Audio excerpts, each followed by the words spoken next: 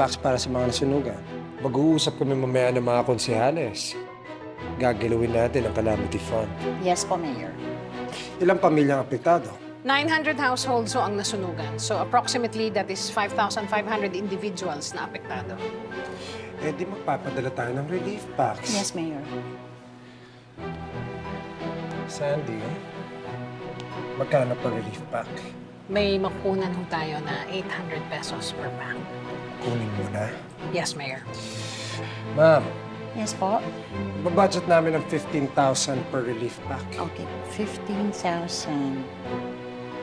Pero Mayor, halos times 20 ang padding. Nung panahon po ng papa nyo, times Ma'am. 10 lang. Iba na ang panahon.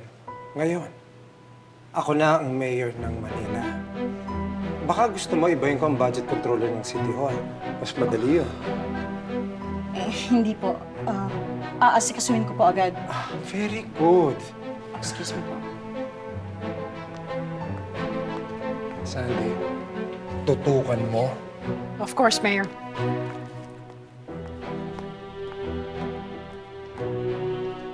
Wah.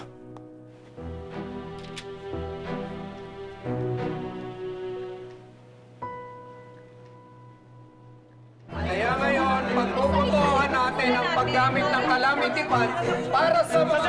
Sandali! Ayun na naman tayo eh.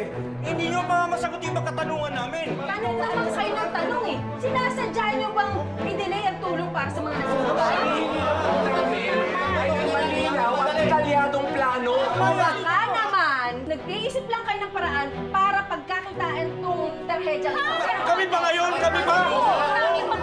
Pero ilang linggo na namin ginawa nyo na kasi sa tama. Bago lang kayo kontra. Order! Order! Respetuhin naman natin itong lugar na to. Ginagawa nyo ng parang palengke. Majority Floor Leader, please.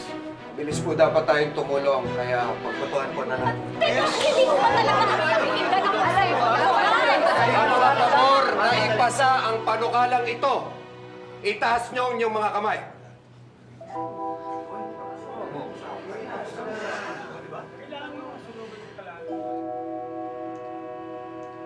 Nakakuha na natin ang majority votes.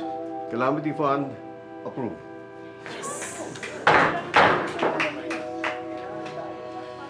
Session adjourned.